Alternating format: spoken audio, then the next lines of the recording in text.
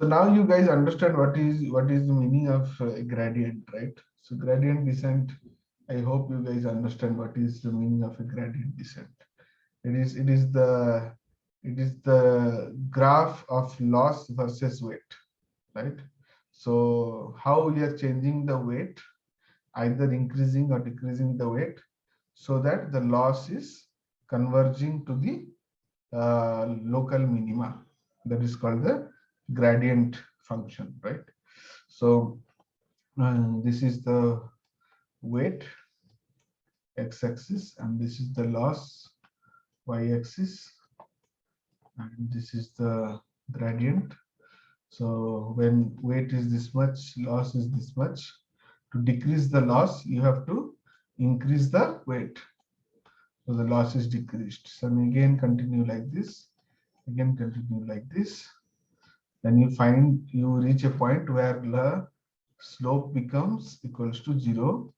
Then you understand that you have reached the you have converged and your model has now learned. Okay, so that was called the gradient descent. So there is one extra thing I'll tell you. There are many kinds of gradient descent. One is stochastic gradient descent, uh, mini-batch stochastic gradient descent, and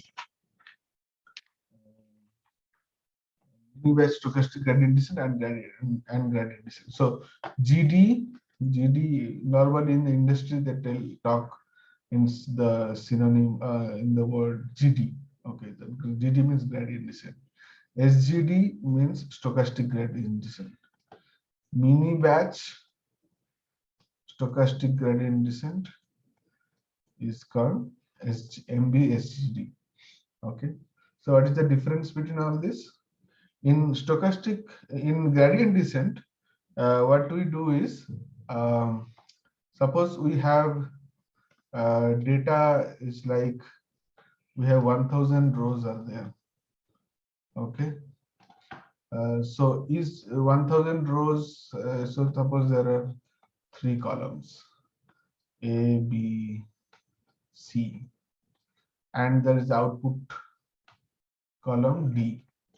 Okay, so in the model we have 3 inputs A, B, and C, and the output is D, right?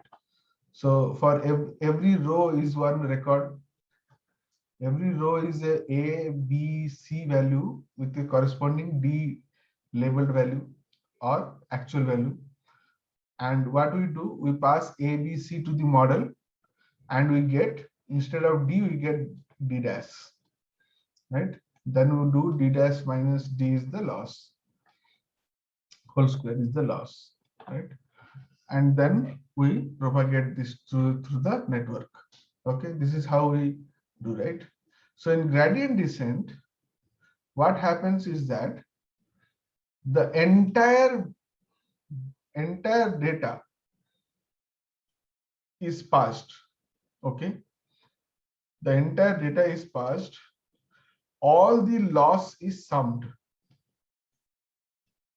Okay, all the loss is summed. So here there are 1000 rows, means 1 to 1000 it will be summed. All the loss are summed, and at the end the total loss is propagated in the network through backward propagation. Okay, so that means first the total entire, all the records are passed, training data, then the total loss is calculated, and then on the total loss the back propagation happens. Then again one more, so this one go with all the rows, 1000 rows, then one back with the total loss and learning is called one epoch. Okay, so similarly you run multiple epochs. Each epoch will run the total data. Okay, and this is called gradient descent. So this, what is the demerit in this one? demerit in this one is that it is very slow and very memory and CPU intensive, right? Because we have to keep the track of the entire data set in our memory to calculate the loss, right? So we have to keep the entire data set in the memory to calculate the loss, because we are passing all the data at a time. Okay, so it is very CPU and memory intensive, and it is slow also, because calculation also, lot of calculation happens. So the convergence becomes little slow. The convergence to the point, the minima point, becomes little slow. So that's why what we did is stochastic gradient descent. Stochastic gradient descent means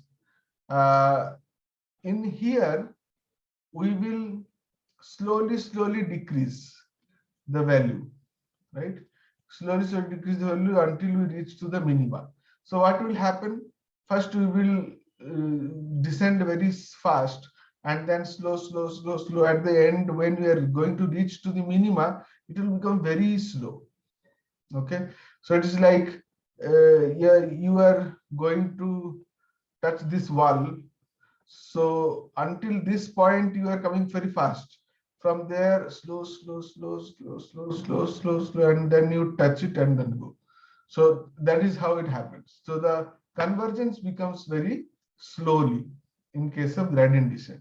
So in stochastic gradient descent, what happens is that the new weight, the weight formula, right? Weight new is equal to weight old minus learning rate into dl by dw. So one randomness factor is multiplied here. Okay, one randomness factor is multiplied here. That what it makes is that the weight, the new weight is randomly selected. The new weight is randomly selected. Means from here it can directly jump here. Okay, from here it can directly jump here. So random, and that makes the possibility of this one reaching the point quicker. Okay, this makes this thing reach the point quicker. So because we are not going in in this fashion, we are instead going in like this fashion. So what happens? We jump here and there, and then we ultimately reach the point faster. But there is also a problem that since we are jumping so much, so sometimes we may not reach the critical point, the minimum point, and we jump over the minimum point multiple times and never reach there. Okay, so that's why stochastic gradient descent is combined with some concepts like momentum and other things called ADA grad, ADA delta. So those are added to it to make it more stable. Okay, to reduce the noise, to make sure that we don't jump over the minima too much. Okay, so that those will tell you. So now in stochastic gradient descent, what happens is that with every row we do a forward and a backward propagation. Every row we make a forward and a backward propagation, forward and a backward propagation. So it is not like the gradient descent where the entire data set was first run through, its loss was all cumulatively added, and then it was the new weights were calculated. In stochastic gradient descent, every single row we are following the procedure of forward propagation and backward propagation. Okay, so and in mini batch stochastic gradient descent, the difference is that instead of every row we are taking a batch. So maybe the batch is 3 rows. So every 3 rows we are learning. Then again every 3 rows we are learning. Then again every 3 rows we are learning. So it's a mini batch. So this gradient descent is total complete. Stochastic gradient descent is every row. Mini batch stochastic gradient descent is in mini batches. Okay. So this is all about gradient descent. Now little bit I told you about gradient descent. Now we'll understand about a concept called vanishing gradient descent. Okay. So vanishing gradient descent, what happens, why it happens. Okay. So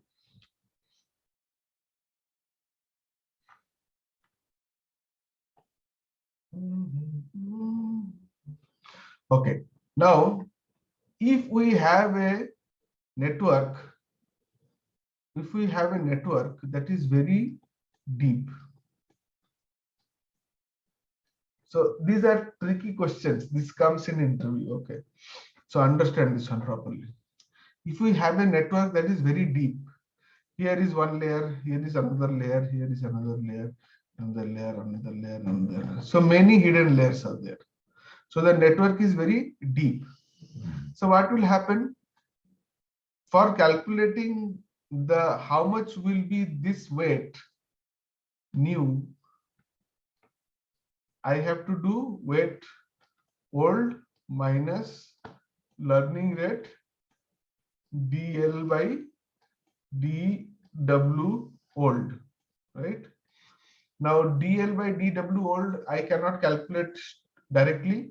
So what I will do? I will do dl by dw old is equal to dl by, first here say this is d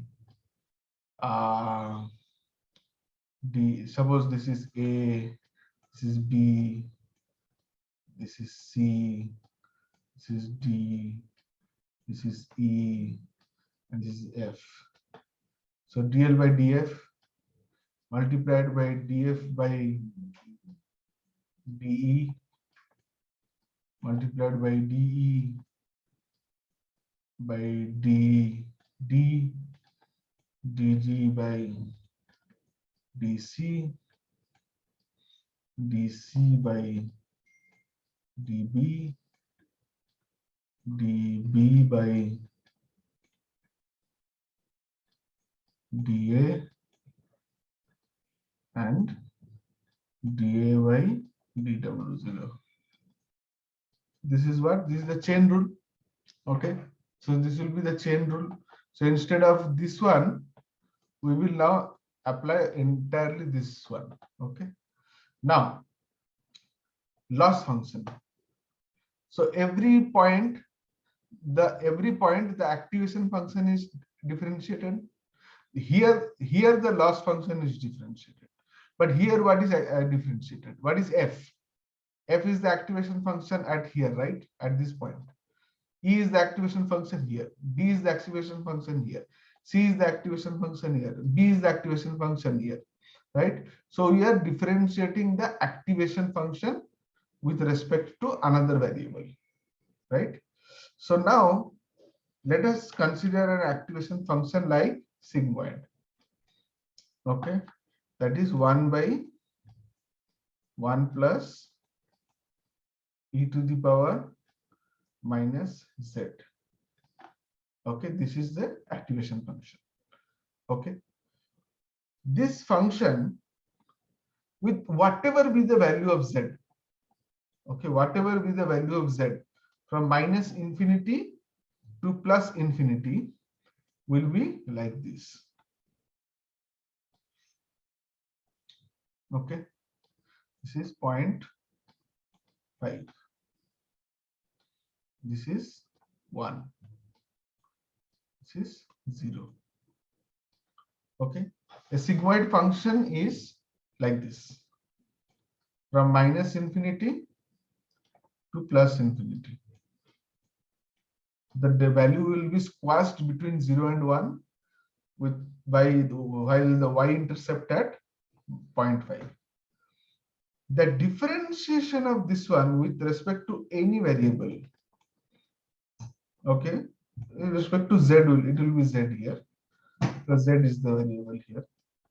The differentiation of a sigmoid function,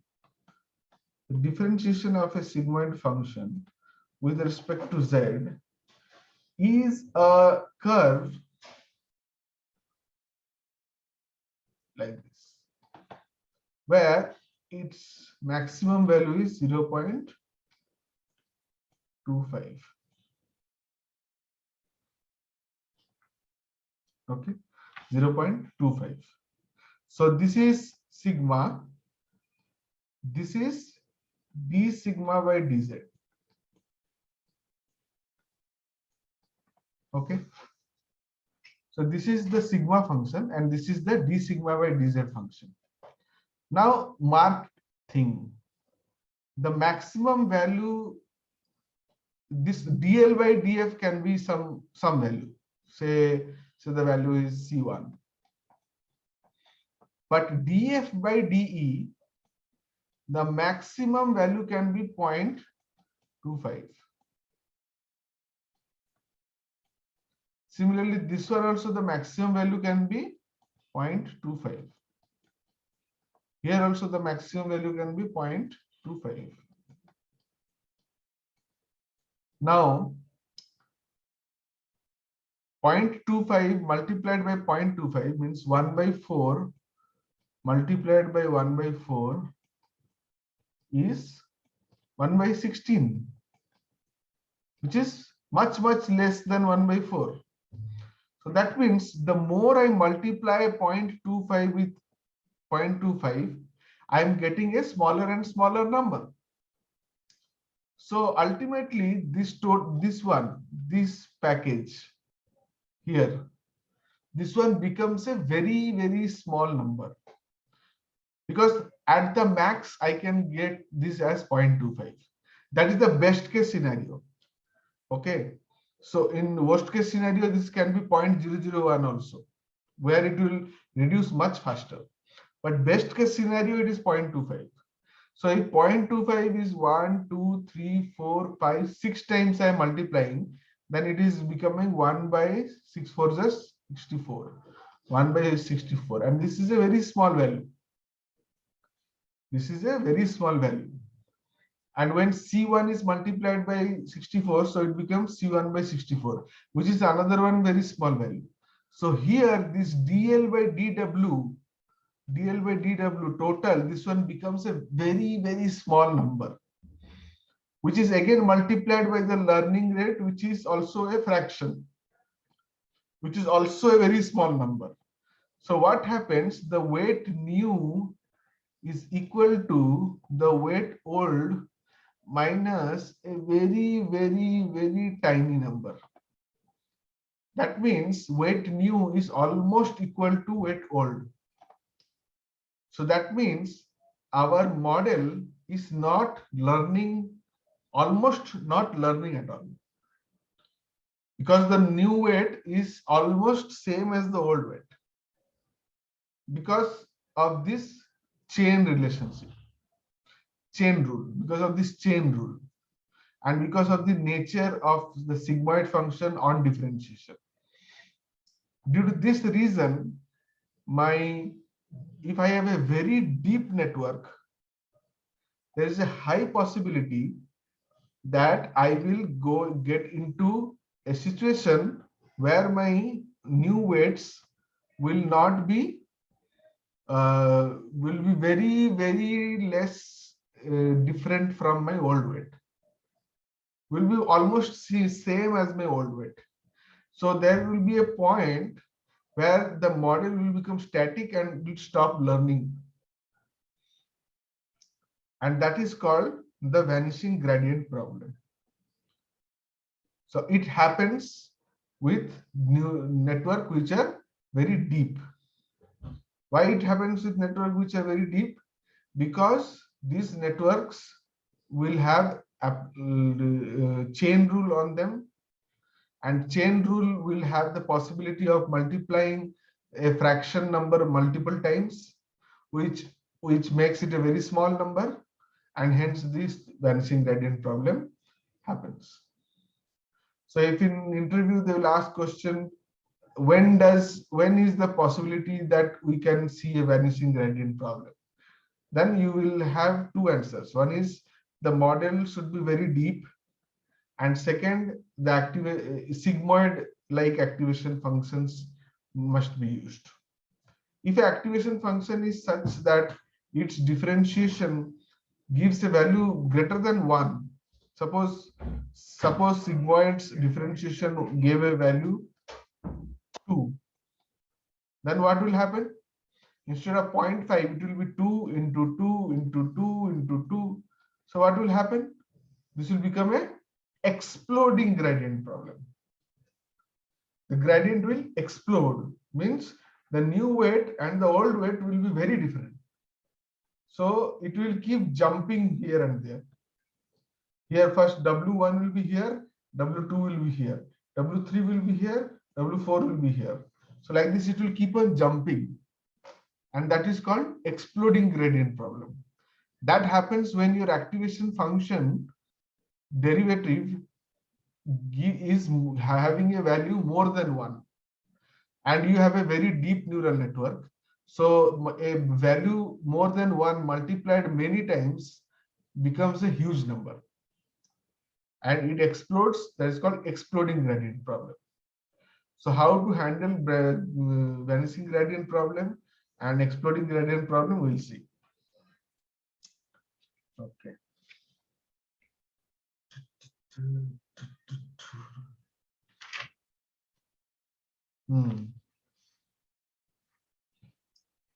So exploding gradient also, I gave you an example.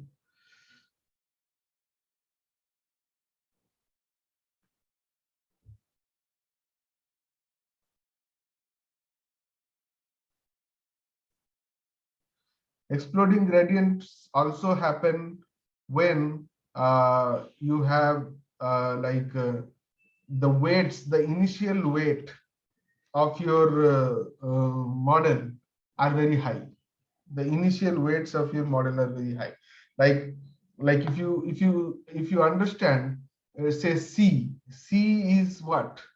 C is an activation function on a summation of weight and input signals plus bias, right? So when I differentiate C with respect to X, then what happens? This summation of weight comes out, and dx by dx happens, plus dv by dx happens. So that means this summation of weight remains as a untouched quantity.